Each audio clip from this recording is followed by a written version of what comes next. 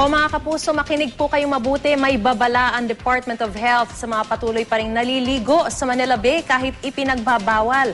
Iba't ibang sakit ang posibleng makuha sa maruming tubig ng Manila Bay. At isa na riyan ang nakamamatay na flesh-eating disease. Balitang hatid ni Lala Roque.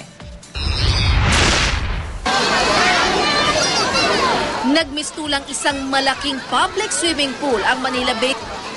Magkakaanak mula nakatatanda hanggang sa mga bata, nagtampisaw. Di alintana ang mabahong amoy at maruming tubig. Pagkatapos maligo, meron pang salo-salo. Wala namang kaming alintana, magkakasakit kami yun. Doon na lang po sa bahay magbabanlaw.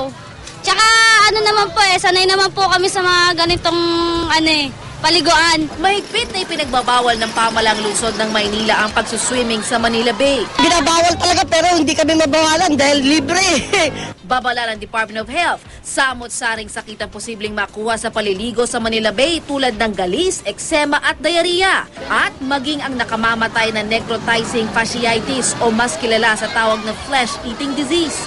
Ang flesh-eating disease ay isang bacterial infection na maaaring pumasok sa sugat o kapag nakainom ng maruming tubig tulad ng sa Manila Bay. Para ho kayo nag-swimming sa mga germs, pwede kayo makaroon ng flesh-eating bacteria na nakamamatay. Pwede rin kayo makakuha ng parasite na pupunta sa utak nyo at magkakaroon kayo ng encephalitis. Gate ng DOH at ng lokal na pamahalaan ng Maynila, imbis na sa Manila Bay, magpapresko na lang sa ibang public pools para iwas sakit. Merong mga public pools. Pwede naman kung magtulong-tulong kayong magkakapit-bahay, yung inflatable pools, pwede na rin yun. Lala Roque, GMA News.